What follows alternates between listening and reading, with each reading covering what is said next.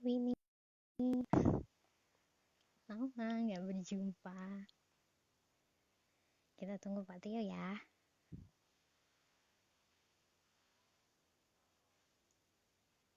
Ah, Pak Tio sudah bergabung.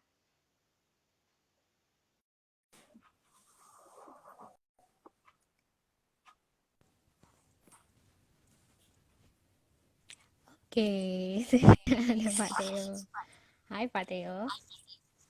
Hai Bu Mita, Ini sementara ada Bu Winnie. Hai Bu Winnie. Ada ada Bu Bu Cindy Cindy tuh. juga. Hai Bu Cindy. Bu Bu Cindy, Mala. Bu Mala. Senang sekali. ada Oh, ini ada ada Anjay. Anjar.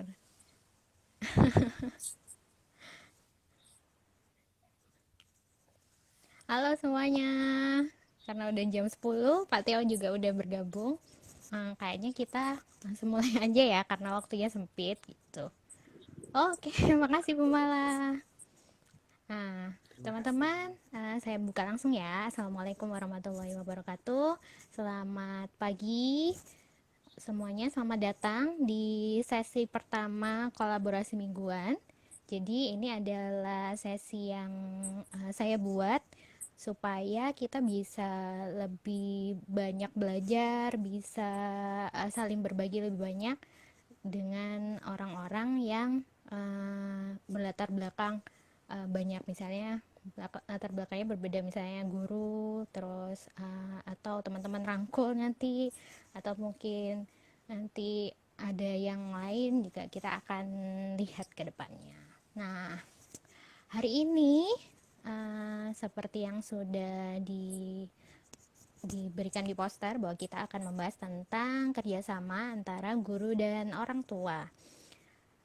Hari ini juga bertepatan dengan Hari Pendidikan Nasional. Sebenarnya ini nggak direncanakan gitu ya, cuman bertepatan aja. Oh, ternyata tanggal 2 Mei ini sekalian aja gitu.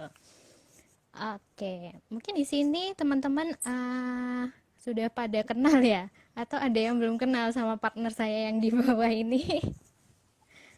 Tapi buat nanti mungkin ada yang belum kenal, kita mau perkenalan dulu sama narasumber kita di siang hari ini. Namanya Pak Theo. Beliau ini adalah teman saya semasa kuliah dulu gitu.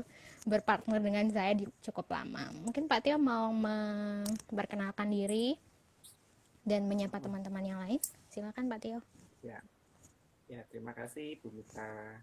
Halo teman-teman, nama saya Theo. Saya kalau di PAUD biasanya dipanggil Pak Theo. Saya adalah kepala laboratorium PAUD Anak Ceria UNER. Jadi eh, PAUD Anak Ceria UNER itu adalah laboratorium dari Fakultas Psikologi UNER. Jadi berupa laboratorium pendidikan pendidikan anak usia dini. Begitu. Mungkin Di cukup gitu bawahnya aja. psikologi langsung ya. Oke. Iya. Nah, oke, supaya kita bisa diskusi lebih panjang, kita langsung mulai aja ya. Jadi pertama mungkin aku akan menceritakan dulu kondisi awal. Kenapa sih bisa muncul tema ini, terus kenapa akhirnya mengangkat ini. Jadi kondisi awal sekarang ini, kondisi kita di masa-masa pandemi ini, membuat semua hal jadi serba serba ini tiba-tiba gitu ya, berubah dari yang sudah teratur terus tiba-tiba semuanya berhenti, terus berganti dengan apa, situasi-situasi atau kebiasaan-kebiasaan yang baru yang kita juga sebagai guru atau orang tua nggak siap. Jadi aku kalau nginget-nginget waktu pertama kali kita libur gitu kan, bukan libur ya, salah.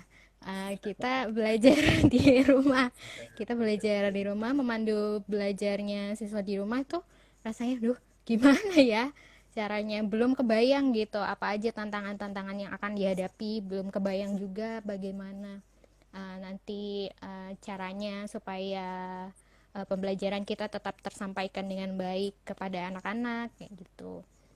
Uh, Biasanya bisa tatap muka langsung, sekarang nggak bisa. Biasanya bisa pembelajaran diberikan langsung oleh guru ke murid, sekarang harus lewat orang tua. Kemudian biasanya orang tua tinggal mengantar anaknya ke sekolah, kemudian bisa ditinggal kerja. Sekarang jadi ketambahan ketambahan tugas untuk mendampingi anak belajar gitu.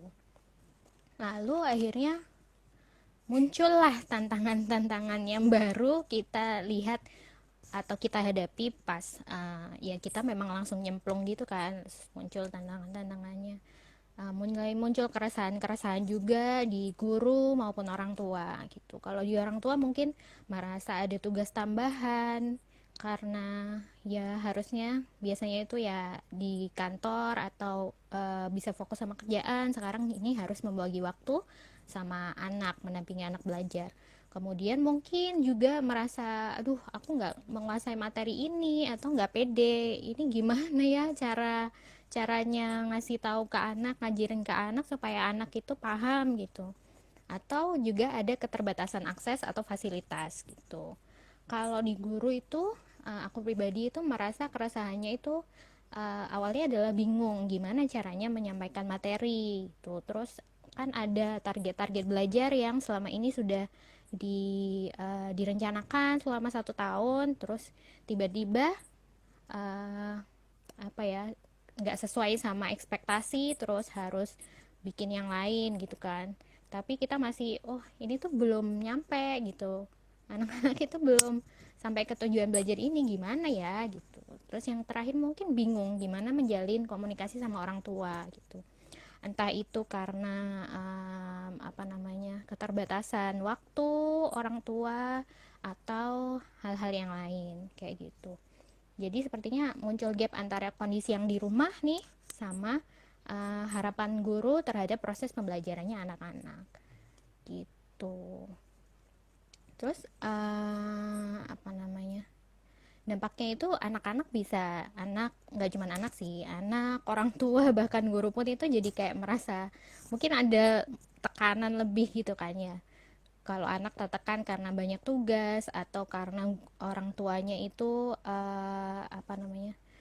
pushing, mendorong anaknya untuk ya harus harus ngerjain tugasnya yang diberikan sekolah, padahal anak juga nggak tahu apa nih pentingnya mempelajari materi yang diberikan gitu. Terus orang tua mungkin merasa harus ada target untuk menyelesaikan ini itu harus diselesaikan, nanti itu tuh mau dilaporin sama gurunya kayak gitu kan. Terus guru juga tertekan karena ada target kurikulum yang khawatirnya tidak tercapai gitu. Nah, untuk menjawab situasi dan tantangan yang dihadapi ini, sepertinya kita perlu tahu nih, kenapa sih kok penting membangun kerjasama antara guru dan orang tua, terlepas ini dalam situasi pandemi atau normal gitu. Oke, jadi mungkin Pak Tio bisa mulai menjelaskan kenapa sih pentingnya Ya, kerjasama guru sama orang tua. Silakan Pak Tio. ya. Terima kasih Bu Mita atas kesempatannya. Mungkin dari yang tadi sudah diceritakan Bu Mita, memang ketika proses belajar mengajar di kondisi normal itu kan kita sudah punya rutinitas sendiri gitu kan. Punya guru mungkin punya target-target belajar yang sudah direncanakan, orang tua juga punya harapan yang besar, peran sekolah untuk membantu pendidikan anak, tetapi di masa pandemi itu kan semuanya berubah.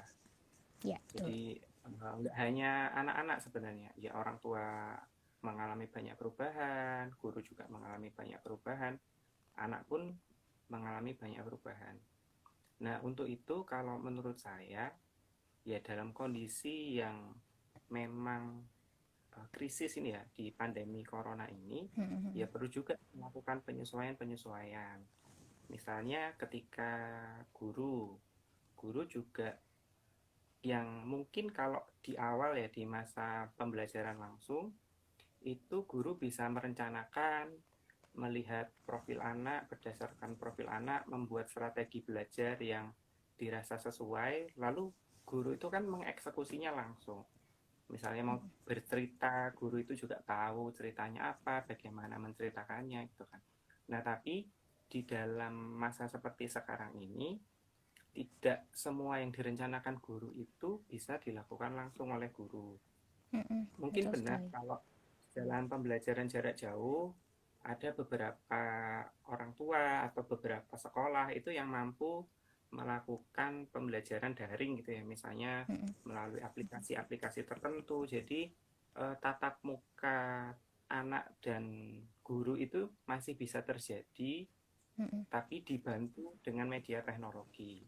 Nah, namun kan tidak semua orang tua atau guru atau sekolah itu mempunyai fasilitas yang bisa digunakan seperti itu. Dan mungkin kalau Iya. khususnya di PAUD, anak-anak sendiri juga mungkin tidak selalu cocok untuk belajar dalam misalnya pakai video call begitu. Kalau Mm-mm. saya Mm-mm. dengar-dengar cerita itu, ya ada mungkin yang dicoba untuk kelas-kelas PAUD ya, tapi atensi anak itu juga sulit untuk didapat. Iya, iya, Misalnya bisa, kita bisa. di kelas aja, kalau kita biasanya tatap muka itu untuk mendapat perhatian anak itu kan juga butuh usaha yang Mm-mm. lebih Mm-mm. gitu kan. Mm-mm. Mm-mm. Benar banget. Perlu mengatur suara, perlu gestur, kadang-kadang kita juga bisa memberikan sentuhan. Nah, tapi kan itu tidak bisa. Memang akhirnya yang eh, paling penting adalah ya orang tua ini yang ada di rumah, yang bisa dekat dengan anak, yang bersama-sama dengan anak. Nah, tapi ini pun juga tidak semua orang tua itu punya waktu, katakanlah meskipun di rumah saja, itu kan tidak semua orang tua juga bisa menemani anak-anak 24 jam. Ada yang Mm-mm. memang harus kerja dari rumah, ada yang masih dapat tugas untuk, ada yang mungkin harus bekerja karena merupakan ya pekerja yang bekerja harian, mungkin bisa Iya. jadi jualan makanan dan sebagainya. Jadi eh, perbedaan itu, kondisi-kondisi itu juga harus dipahami. Nah, menurutku komunikasi antara guru dan orang tua untuk melihat situasi masing-masing itu penting gitu. Karena kalau tidak begitu, akhirnya kayak apa ya? Gurunya punya harapan yang tidak realistis ke orang tua gitu. Misalnya, Mm. oke, okay, guru sudah merencanakan sesuatu, harapannya orang tua bisa melakukan bersama-sama anak di rumah. Tapi guru juga tidak tahu bahwa orang tua sendiri bisa jadi waktu dengan anak-anaknya tidak sebanyak yang dipikirkan guru. Katakanlah misalnya ibu rumah tangga, belum tentu bisa 24 jam juga kan. Mungkin ada pekerjaan rumah tangga Mm-mm. yang lain, Mm-mm. dan Mm-mm. juga mungkin anaknya lebih dari satu gitu kan. Jadi yang perlu ditemani belajar itu juga tidak hanya satu gitu. Nah, oleh karena itu ya memang perlu saling memahami. Baik guru juga memahami kondisi orang tua pun juga berusaha memahami mungkin apa sih yang ingin diberikan oleh guru, materi belajar apa sih yang ingin diberikan oleh guru. Karena kan mungkin guru itu ketika sudah merencanakan sesuatu kan memang melihat bahwa oh ini sesuatu ini memang dibutuhkan murid dari Mm-mm. semenjak ketika mereka ada di sekolah. Nah, mungkin kan guru itu juga ingin melanjutkan itu.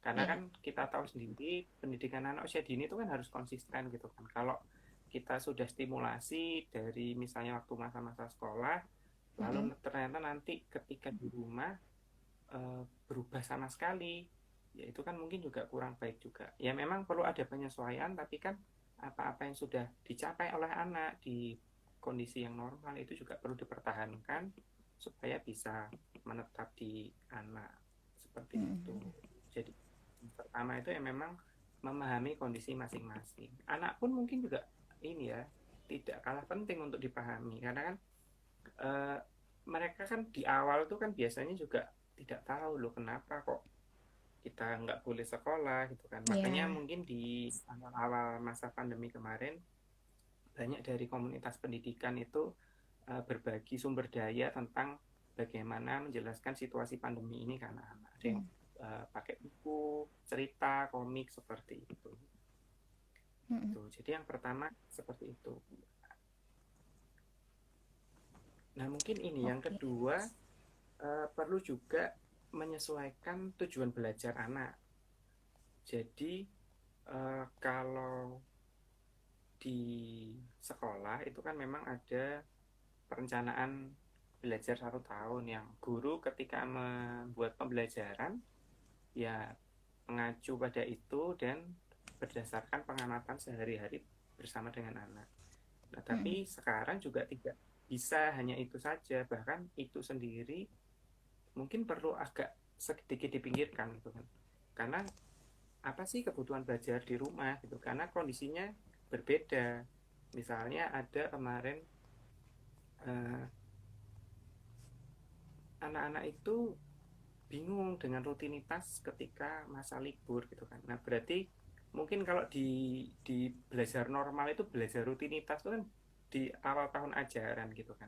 Dan Mm-mm. mungkin Mm-mm. ketika belajar normal mereka sudah terbiasa melakukan rutinitas sehari-hari, masuknya hari Ya, apa, belajarnya jam berapa, istirahatnya kapan. Nah, sedangkan ketika di rumah itu kan berbeda sama sekali. Bisa berubah jadi itu ya. juga jadi kebutuhan belajar baru yang sebenarnya ya lebih dibutuhkan anak Mm-mm. daripada yang sudah pernah dibuat oleh guru sebelumnya. Karena memang kondisinya darurat seperti itu.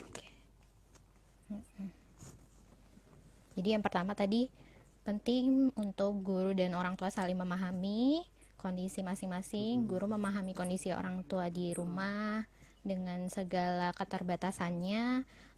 Orang tua juga berusaha memahami apa nih tujuan belajar yang berusaha disampaikan guru untuk anak kita gitu. Terus yang kedua sama menyesuaikan tujuan belajar anak. Tujuan belajarnya nggak bisa disamain sama yang pernah di sekolah dulu ya, karena ini kondisinya berbeda, jadi uh, harus nyari lagi tujuan belajar yang dibutuhkan anak gitu Ya, ya, perlu ada gitu ya. penyesuaian. Nah terus hubungan orang tua sama guru itu sebaiknya itu yang seperti apa sih Pak Theo, supaya kita itu bisa menjalin kerjasama dengan baik. Kalau menurut saya pribadi, kalau saya itu meyakini bahwa orang tua dan guru itu kan dipertemukan dengan tujuan yang sama, yaitu ingin anak-anak belajar optimal gitu kan. Jadi kan orang tua dan guru ini adalah dua pihak yang bekerja sama untuk proses pendidikan seorang anak gitu.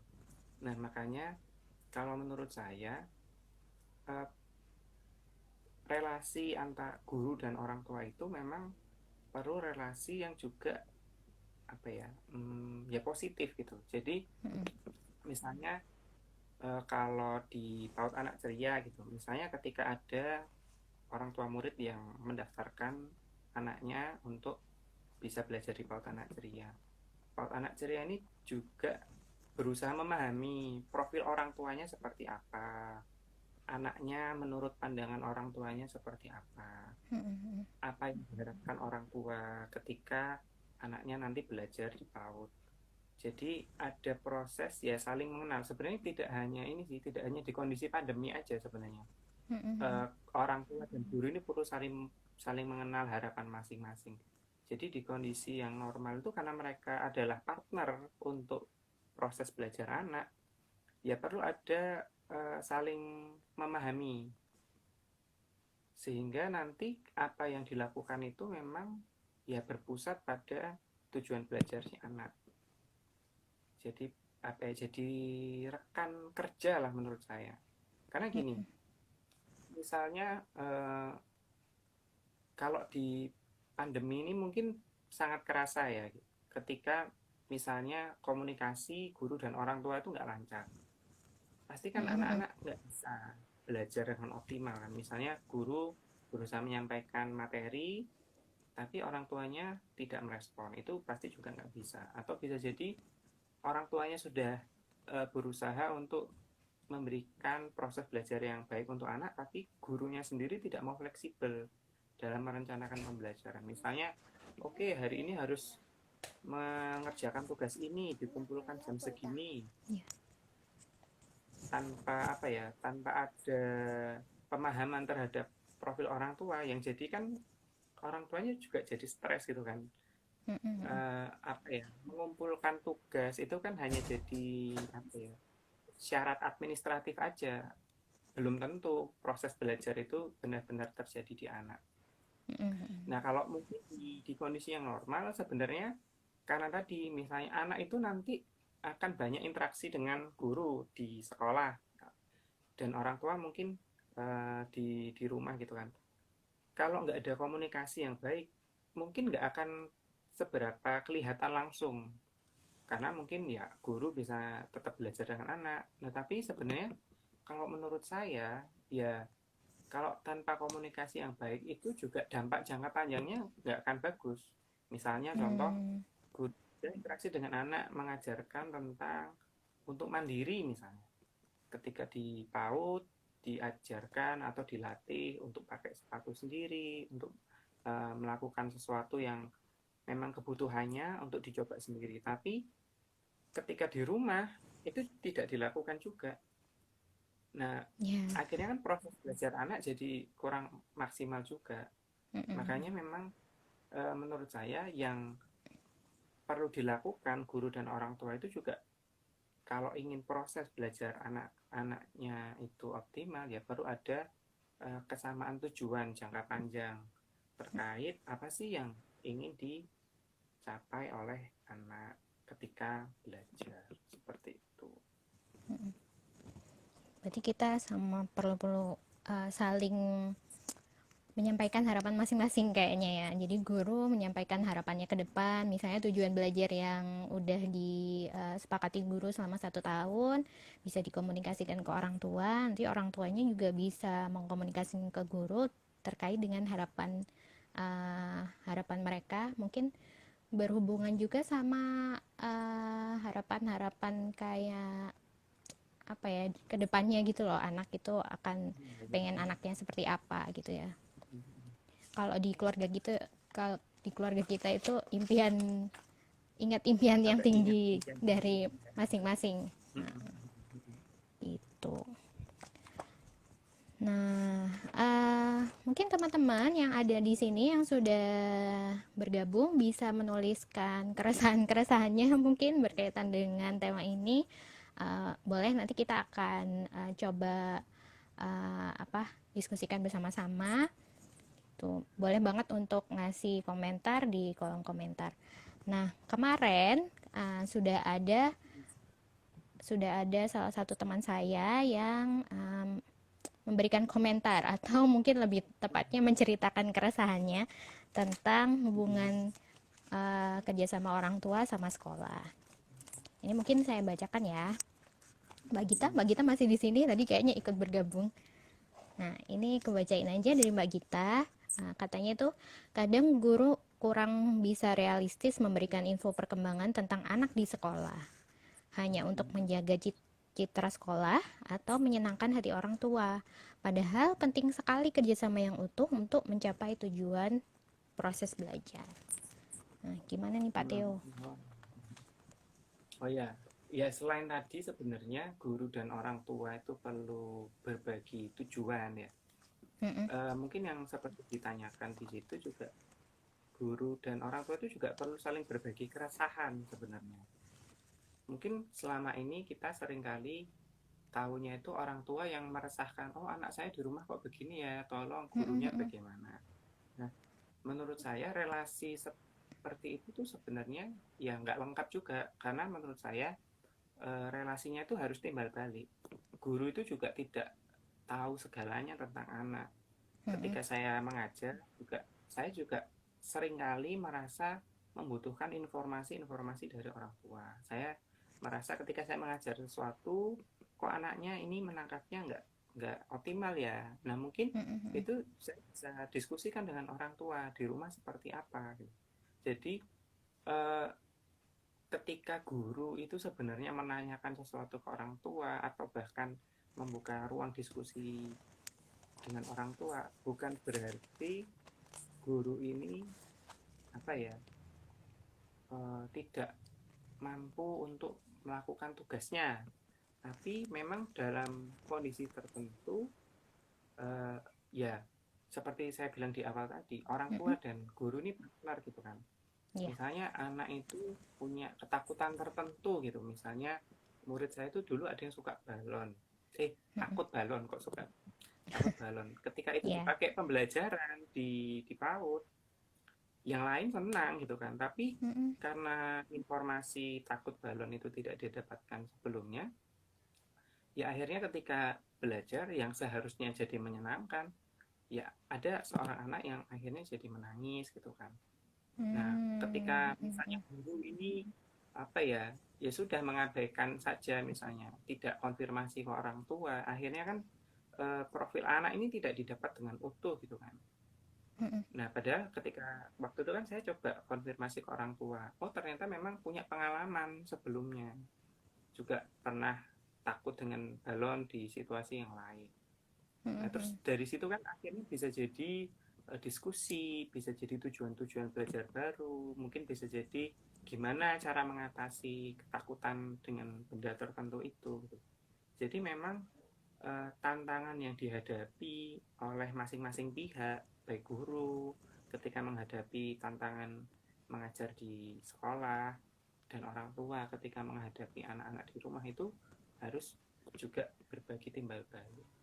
Ya memang apa ya, kadang-kadang itu kalau ya mungkin di mungkin banyak dari kita tuh kan merasa kalau tanya itu kan seolah-olah salah gitu kan, ya dianggap bodoh gitu.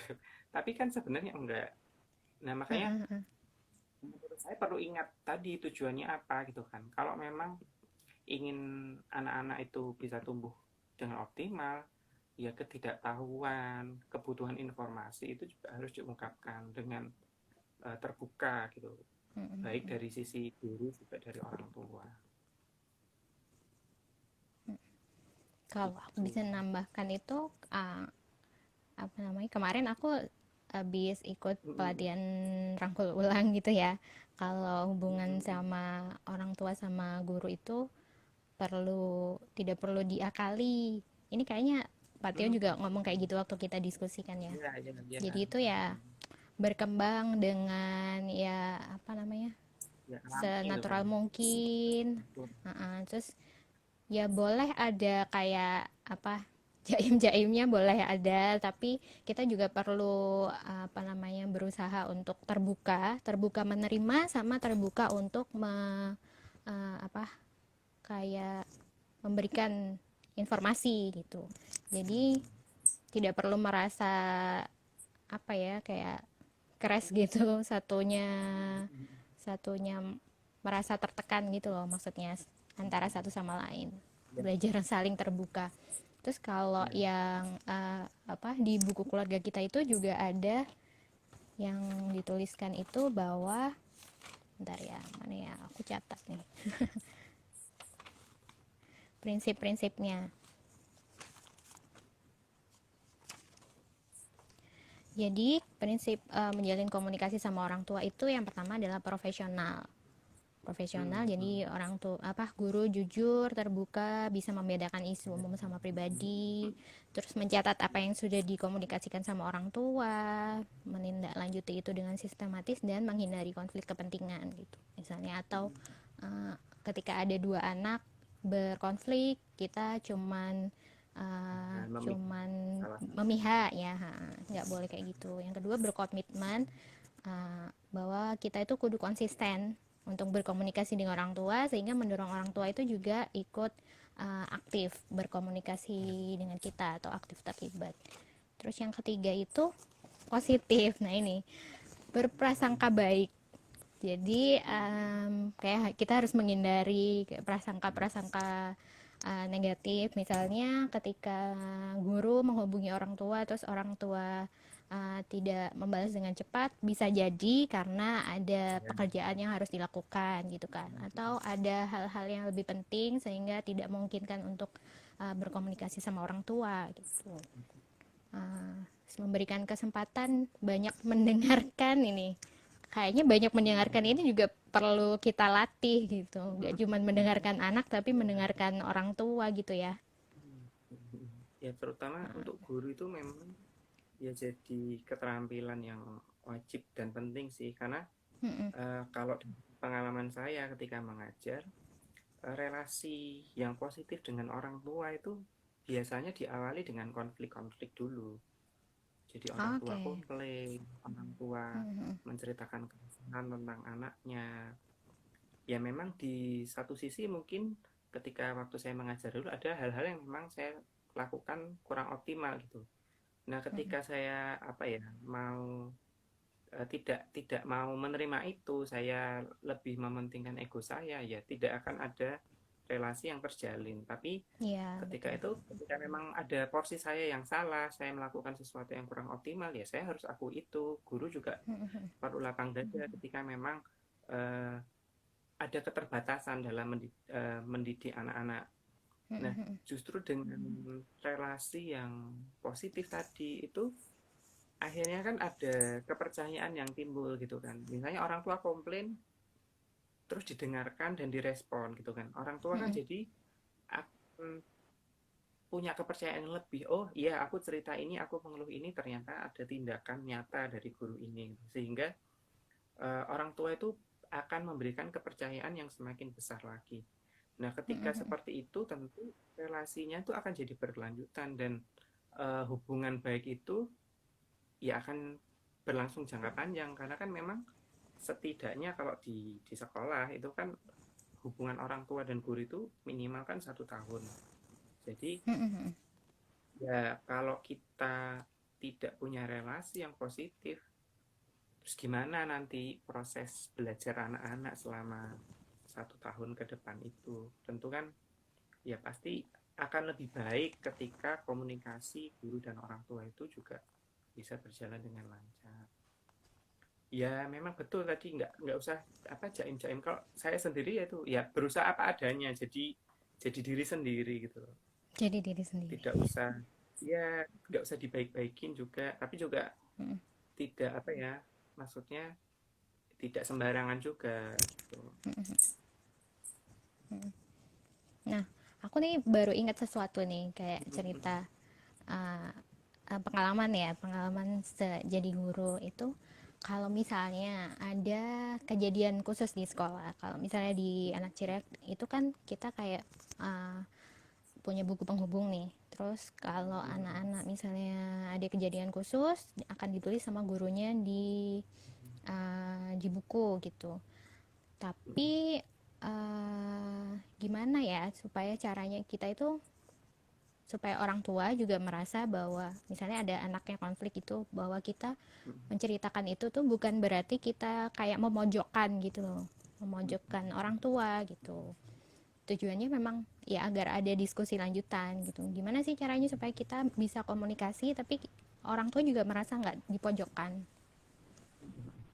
Kalau menurut saya, kalau komunikasi dengan orang tua kan memang kalau kita menyampaikan hal-hal yang negatif, misalnya anak mungkin terjatuh, anak mungkin bertengkar dengan temannya, ada konflik, itu eh, yang namanya informasi negatif itu kan pasti rawan untuk mendapat persepsi yang keliru, ya kan? Mm-mm. Karena ya pasti emosi itu mau tidak mau pasti banyak kebawa di situ. Nah, Ya. menurut saya yang penting kita ya kembali tadi ke tujuan. Kalau kita menyampaikan sesuatu, mungkin guru perlu ini lagi, perlu refleksi dulu ketika mau menyampaikan sesuatu ke orang tua. Ini tujuannya apa nih? Mau menyampaikan ini. Mm-mm. Jadi informasi-informasi yang diberikan ya terkait tujuan tadi. Misalnya ketika anak konflik dengan teman, Mm-mm. eh, guru menyampaikan ke orang tua itu ya supaya orang tua tahu, oh seperti ini kondisi emosi anak, sampai di sini kemampuan regulasi emosinya gitu kan. Jadi yang disampaikan itu yang ya memang yang perlu. Misalnya apa tadi yang sudah dilakukan guru untuk membantu anak ini untuk tenang dari marah misalnya. Mm-mm. Apa yang tadi dilakukan anak pada temannya, mungkin teriak-teriak, entah itu memukul, nah seperti itu. Nah tapi eh, kalau misalnya oh tadi dia bertengkar sama siapa, itu kan sebenarnya informasi yang tidak terlalu penting sebenarnya, karena kan kalau kita mau membicarakan tentang tumbuh kembang anak ya fokusnya ke dinamika anaknya itu sendiri, apa yang menyulut emosi, bagaimana tadi dia bisa meredakan emosinya, apa yang dilakukan guru untuk membantu dia.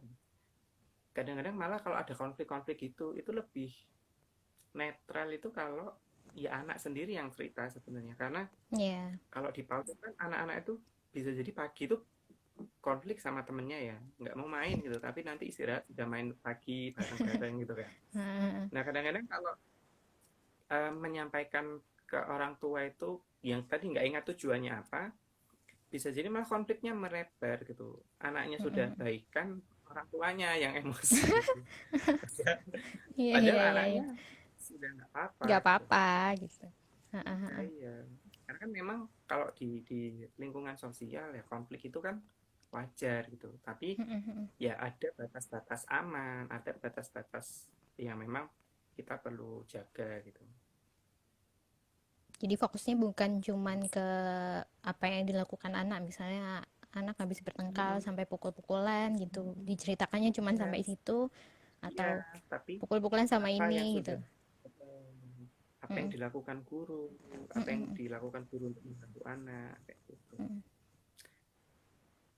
Karena kan kalau Mungkin dapat informasi negatifnya aja kan uh, ya emosinya orang tua kan, loh anakku mungkin kok gini, kan kayak merasa apa ya, ya, sedih juga, kecewa sama ya. anaknya juga. Padahal ada proses belajar yang terjadi yang sebenarnya itu lebih penting untuk diceritakan.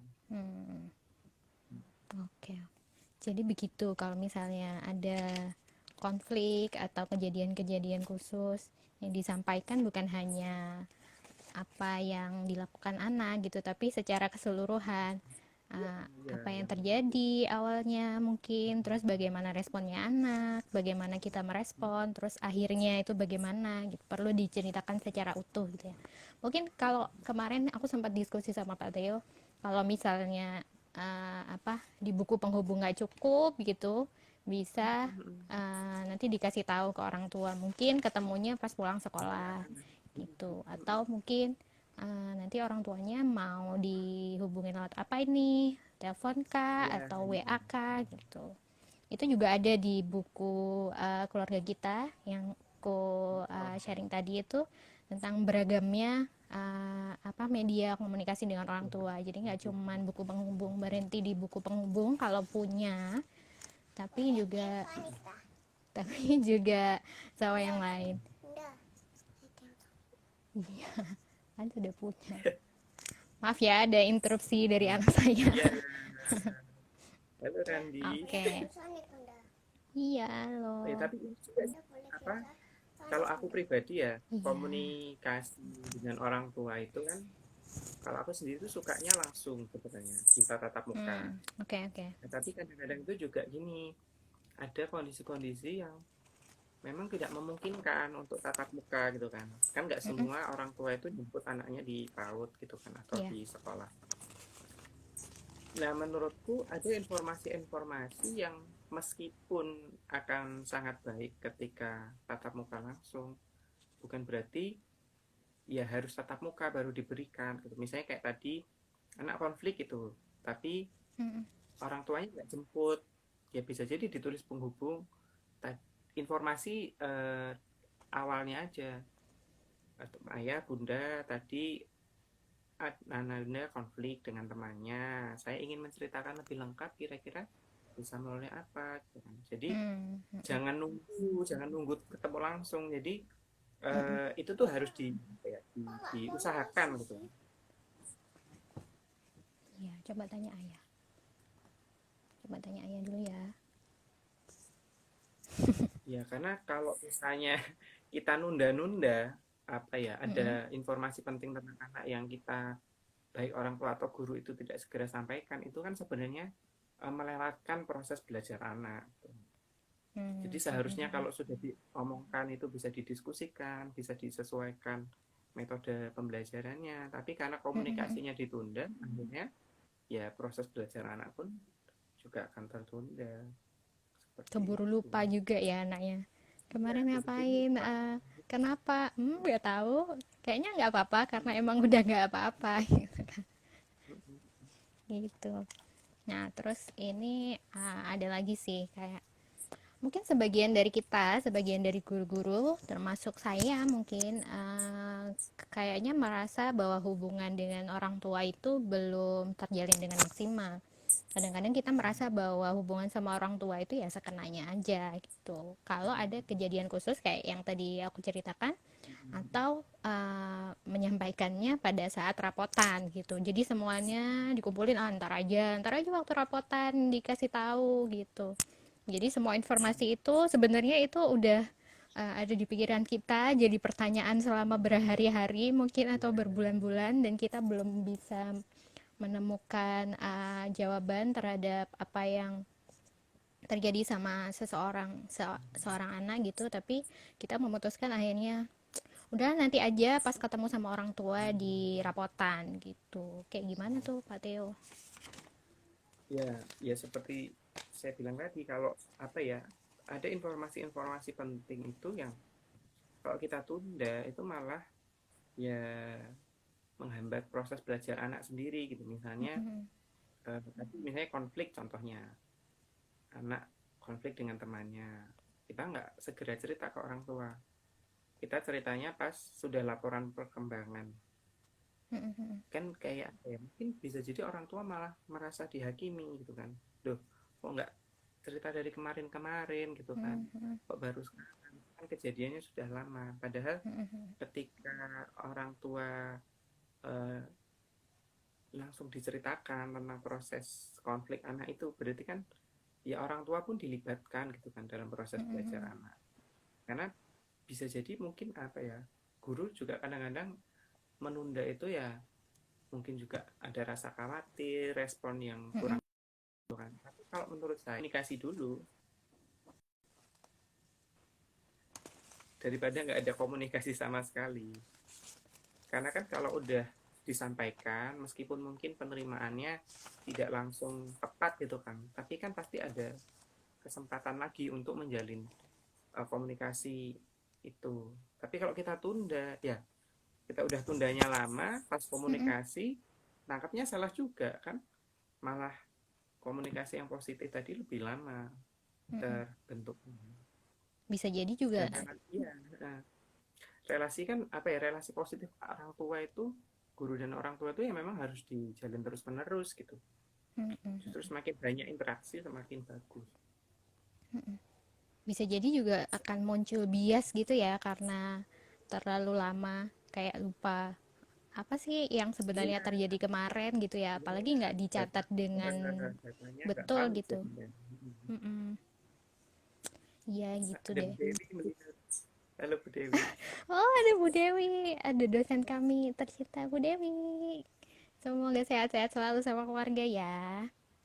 Nah, mungkin teman-teman ada yang mau menceritakan tentang pengalamannya sebagai guru atau pengalaman sebagai orang tua menjalin komunikasi dan kerjasama dengan guru.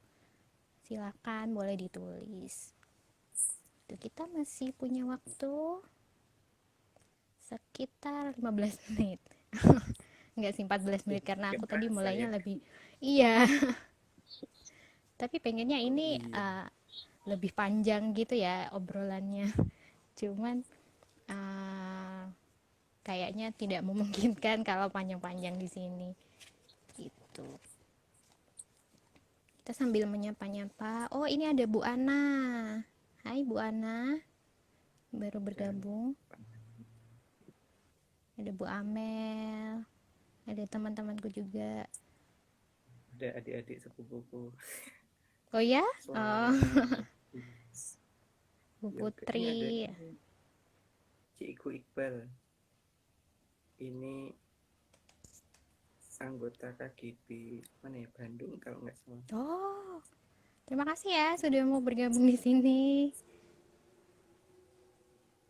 Ya, Oke. halo Bu Ani. Ya, halo Bu Ana. Bu Ana mau cerita sesuatu? Langsung ditodong. Halo Maaf ya Bu Ana. Nah, teman-teman, oke. bisa berbagi juga.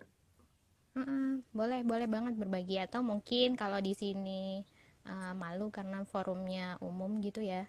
Bisa mungkin nanti DM di Instagram saya atau Pak Theo, nanti akan dibales sebisanya gitu. Oke deh, karena sepertinya uh, apa namanya, diskusi kita udah selesai gitu. Teman-teman juga belum ada yang mau cerita, dan anak saya sudah manggil-manggil dari tadi minta ditemenin. Sudah cemas. Jadi mungkin Ya, uh, iya, nanti kolaborasi mingguan ini insya Allah akan saya adakan setiap minggu. Entah nanti harinya itu bisa jadi Sabtu atau Minggu atau hari-hari biasa yang lain. Akan ada tema-tema yang lain yang nanti akan saya umumkan di Instagram. Lalu kalau teman-teman punya keresahan, pengen dibahas nih, silakan di DM kan ke saya juga. Mungkin suatu saat kita akan membahas bersama-sama, dan insya Allah ini kolaborasi mingguannya akan dilakukan selama masa pandemi supaya nanti di rumah itu nggak cuman ini ya, rebahan gitu, jadi kaum rebahan ya, atau lihat produktif. TV aja gitu. Jadi ada hal-hal yang bermanfaat yang bisa kita bahas bersama-sama.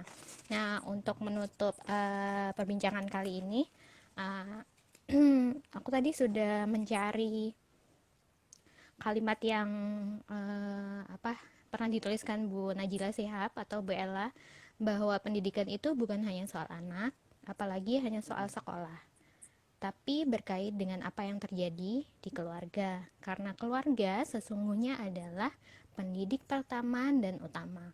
Maka penting bagi guru dan orang tua bekerja sama demi keberhasilan pendidikan Ananda. Oke, terima kasih banyak ya Pak Theo sudah bergabung hari ini. Ada banyak sekali insight-insight baru yang saya dapatkan. Mudah-mudahan teman-teman juga merasakan hal yang sama. Boleh banget nanti kalau misalnya ada keresahan-keresahan yang lain, pertanyaan, bisa di DM ke saya atau Pak Tio secara privat. Oke, terima kasih ya. Oh Ya, di iya, sip ya, di Bu. save ya Bu. Ya, Oh iya, mudah-mudahan kemarin jangan soalnya lupa. sesi yang lalu Ya, kelupaan nggak di save gitu. Oh iya, iya. nanti bisa ini ya, bisa Ya. dilihat dari awal di ulangannya ya. Oke, terima kasih banyak ya teman-teman. Semoga kita tetap sehat di masa pandemi sampai Amin. pandemi ini berakhir. Jadi kita bisa beraktivitas dengan normal di luar. Saya juga udah kangen sekolah, kangen banget bisa main di sekolah, kangen sama anak-anak gitu. Mudah-mudahan kita bisa melewatin semuanya dengan baik. Oke, terima kasih ya semuanya. Terima kasih Pak Theo. Selamat siang. Ya. Assalamualaikum warahmatullahi wabarakatuh.